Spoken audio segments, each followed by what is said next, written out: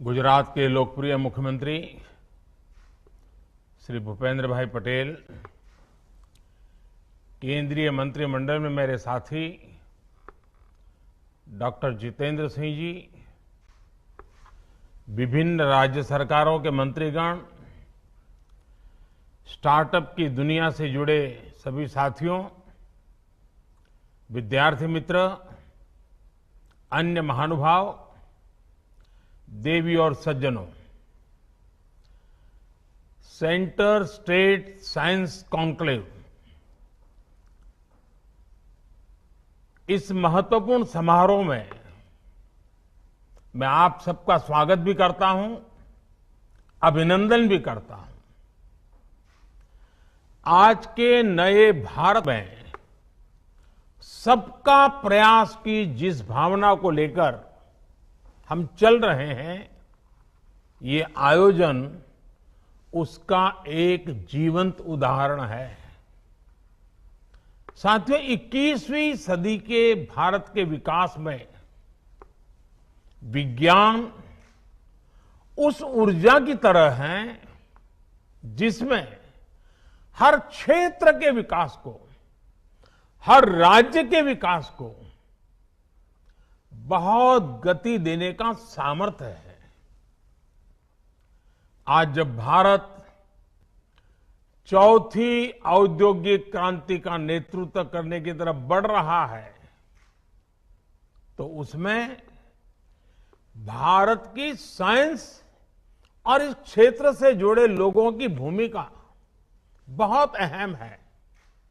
ऐसे में नीति निर्माताओं का, शासन प्रशासन से जुड़े हम लोगों का दायित्व और बढ़ जाता है। मुझे उम्मीद है अहमदाबाद की साइंस सिटी में हो रहा ये मंथन आपको एक नई प्रेरणा देगा, साइंस को प्रोत्साहित करने के उत्साह से भर देगा। साथियों, हमारे शास्त्रों में कहा गया है, ज्ञानम विज्ञान सहितम यद ज्ञात्वा मोक्ष से अशुभात। अर्थात ज्ञान जब विज्ञान के साथ जुड़ता है, जब ज्ञान और विज्ञान से हमारा परिचय होता है, तो संसार की सभी समस्याओं और संकटों से मुक्ति का रास्ता अपने आप खुल जाता है। समाधान का, सॉल्यूशन का, इवोल्यूशन का और इनोवेशन का आधार विज्ञान ही है। इसी प्रेरणा से आज का नया भारत जय जवान, जय किसान, जय विज्ञान के साथ ही जय अनुसंधान का आह्वान करते हुए आगे बढ़ रहा है। साथियों, बीते समय का एक अहम पक्ष है जिसकी ओर मैं आपका ध्यान दिलाना चाहता हूं। इतिहास की वो सीख केंद्र और राज्य दोनों के लिए भविष्य का मार्ग बनाने में बहुत सहायक होगी। अगर हम पिछली शताब्दी के शुरुआती दशकों को याद करें तो पाते हैं कि दुनिया में किस तरह तबाही और त्रासदी का दौर चल रहा था। लेकिन उस दौर में भी बात चाहे ईस्ट की हो या वेस्ट की, हर जगह के साइंटिस्ट अपनी महान खोज में लगे हुए थे।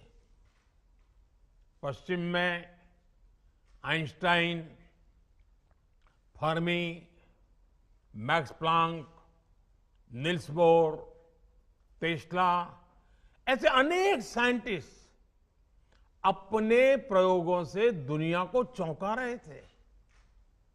उसी दौर में सीवी रमन, जगदीश चंद्र बोस, सत्येंद्र नाथ बोस, मेघनाथ साहा एस चंद्रशेखर, वैसे अनगिनत वैज्ञानिक अपनी नई नई खोज सामने लेकर के आ रहे थे। इन सभी वैज्ञानिकों ने भविष्य को बेहतर बनाने के कई रास्ते खोज दिए, लेकिन ईस्ट और वेस्ट के बीच एक बड़ा अंतर ये रहा कि हमने अपने वैज्ञानिकों के काम को उतना सेलिब्रेट नहीं किया जितना किया जाना चाहिए था। इस वजह से साइंस को लेकर हमारे समाज के एक बड़े हिस्से में उदासीनता का भाव पैदा हो गया। एक बात हमें याद रखनी चाहिए कि जब हम कला को सेलिब्रेट करते हैं तो हम और नए कलाकारों को प्रेरणा भी देते हैं, पैदा भी करते हैं। जब हम खेल को सेलिब्रेट करते हैं तो हम और नए खिलाड़ियों को प्रेरित भी करते हैं, पैदा भी करते हैं। उसी तरह जब हम अपने वैज्ञानिकों की उपलब्धियों को सेलिब्रेट करते हैं तो साइंस हमारे समाज का स्वाभाविक हिस्सा बन जाती है, वो पार्ट ऑफ कल्चर बन जाती है। इसलिए आज सबसे पहला आग्रह मेरा यही है, आप सभी राज्यों से आए हुए लोग हैं, मैं आपसे आग्रह करता हूं कि हम अपने देश के वैज्ञानिकों की उपलब्धियों को जम करके सेलिब्रेट करें, उनका गौरवगान करें, उनका महिमामंडन करें। कदम कदम पर हमारे देश के वैज्ञानिक हमें अपनी खोज के तरह इसका अवसर भी दे रहे हैं। आप सोचिए, आज भारत अगर कोरोना की वैक्सीन विकसित कर सका है, 200 करोड़ से ज्यादा वैक्सीन डोज लगा सका है, तो उसके पीछे हमारे वैज्ञानिकों की कितनी बड़ी ताकत है। ऐसे ही आज हर क्षेत्र में भारत के वैज्ञानिक कमाल कर रहे हैं। भारत के वैज्ञानिकों की हर छोटी बड़ी उपलब्धि को सेलिब्रेट करने से देश में साइंस के प्रति जो रुझान पैदा होगा, वह इस अमृत काल में हमारी बहुत मदद करेगा। साथियों, मुझे खुशी है कि हमारी सरकार साइंस बेस्ड डेवलपमेंट की सोच के साथ आगे बढ़ रही है। 2014 के बाद से साइंस और टेक्नोलॉजी के क्षेत्र में इन्वेस्टमेंट में भी काफी वृद्धि की गई है। सरकार के प्रयासों से आज भारत ग्लोबल इनोवेशन इंडेक्स में 46वें स्थान पर है, 46। जबकि 2015 में भारत 81 नंबर पर था, 81। इतने कम समय में हम 81 से 46 तक आए हैं, लेकिन यहां रुकना नहीं है, अभी और ऊपर जाना है। आज भारत में रिकॉर्ड संख्या में पेटेंट हो रहे हैं, नए नए इनोवेशन हो रहे हैं। आप भी देख रहे हैं कि आज इस कॉन्क्लेव में इतने सारे स्टार्टअप साइंस के सेक्टर से हमारे यहां आए हैं। देश में स्टार्टअप की लहर बता रही है कि बदलाव कितनी तेजी से आ रहा है। साथियों, आज की युवा पीढ़ी के डीएनए में ही साइंस, टेक्नोलॉजी और इनोवेशन, उसके प्रति रुझान है। वो बहुत तेजी से टेक्नोलॉजी को एडॉप्ट करता है। हमें इस युवा पीढ़ी को पूरी शक्ति से सपोर्ट करना है। आज के नए भारत में युवा पीढ़ी के लिए रिसर्च और इनोवेशन के क्षेत्र में नए सेक्टर बन रहे हैं, नए सेक्टर खुल रहे हैं। स्पेस मिशन हो, डीप ओशन मिशन हो, नेशनल सुपर कंप्यूटिंग मिशन हो, सेमीकंडक्टर मिशन हो, मिशन हाइड्रोजन हो, ड्रोन टेक्नोलॉजी हो, ऐसे अनेक अभियानों पर तेजी से काम चल रहा है। नई नेशनल एजुकेशन पॉलिसी में इस बात पर खास जोर दिया गया है कि विद्यार्थी को उसकी मातृभाषा में साइंस और टेक्नोलॉजी की शिक्षा उपलब्ध हो सके। साथियों, इस अमृत काल में भारत को रिसर्च और इनोवेशन का ग्लोबल सेंटर बनाने के लिए हम सब ने एक साथ मिलकर के अनेक मोर्चों पर काम करना है। अपनी साइंस और टेक्नोलॉजी से जुड़ी रिसर्च को हमें लोकल स्तर पर लेकर जाना है।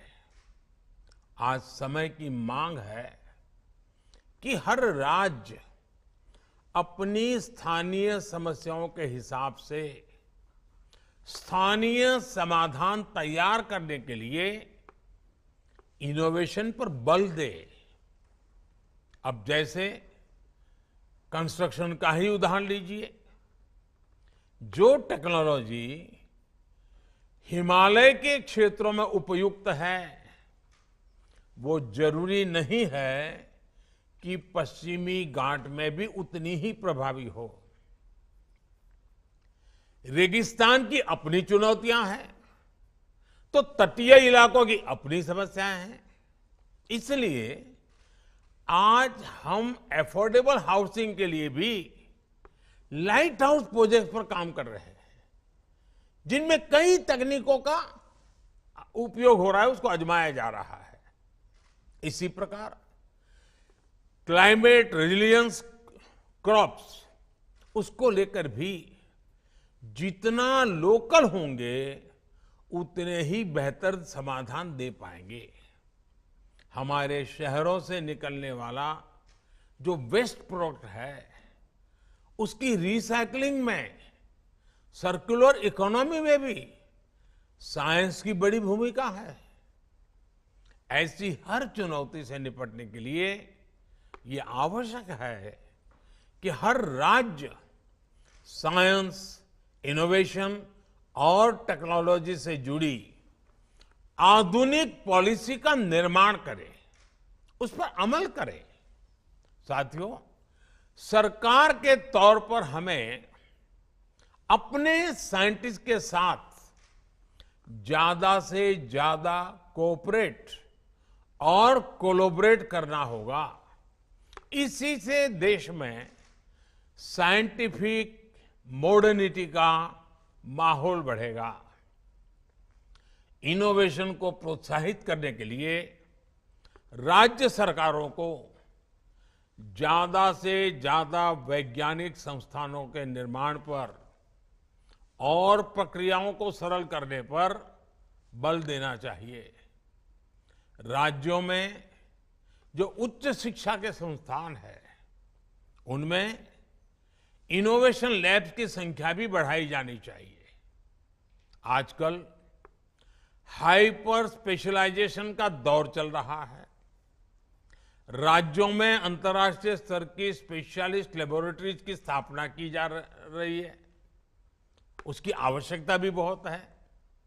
इसमें केंद्र के स्तर पर, राष्ट्रीय संस्थानों के एक्सपर्टाइज के स्तर पर राज्यों ही हर तरह से मदद के लिए हमारी सरकार तत्पर है। स्कूलों में साइंस की आधुनिक लैब्स के साथ साथ अटल टिंकरिंग लैब्स के निर्माण के अभियान को भी हमें तेज करना है। साथियों, राज्यों में राष्ट्रीय स्तर के अनेक वैज्ञानिक संस्थान होते हैं, नेशनल लेबोरेटरीज भी होती हैं। इनमें के सामर्थ्य का लाभ इनकी एक्सपर्टाइज का पूरा लाभ भी राज्यों को उठाना चाहिए। हमें अपने साइंस से जुड़े संस्थानों को साइलोज की स्थिति से भी बाहर निकालना होगा। राज्य के सामर्थ्य और संसाधनों के बेहतर इस्तेमाल के लिए सभी वैज्ञानिक संस्थानों का ऑप्टिमम यूटिलाइजेशन उतना ही आवश्यक है। आपको अपने राज्य में ऐसे कार्यक्रमों की संख्या में भी वृद्धि करनी चाहिए जो ग्रासरूट लेवल पर साइंस और टेक्नोलॉजी को लेकर हम सबको आगे बढ़ाते हो। लेकिन इसमें भी हमें एक बात का ध्यान रखना है। अब जैसे कई राज्यों में साइंस मेले होते हैं, साइंस फेस्टिवल होता है, लेकिन यह भी सच है कि उसमें बहुत सारे स्कूल हिस्सा ही नहीं लेते हैं। हमें इसके कारणों पर काम करना चाहिए। ज्यादा से ज्यादा स्कूलों को साइंस फेस्टिवल का हिस्सा बनाना चाहिए। आप सभी मंत्री साथियों को मेरा ये भी सुझाव है कि अपने राज्य के साथ ही दूसरे राज्यों के साइंस करिकुलम पर भी बारीक नजर रखें। दूसरे राज्यों में जो कुछ अच्छा है उसे आप अपने यहां दोहरा सकते हैं। देश में साइंस को बढ़ावा देने के लिए हर राज्य में साइंस और टेक्नोलॉजी से जुड़े इंफ्रास्ट्रक्चर का निर्माण भी उतना ही आवश्यक है।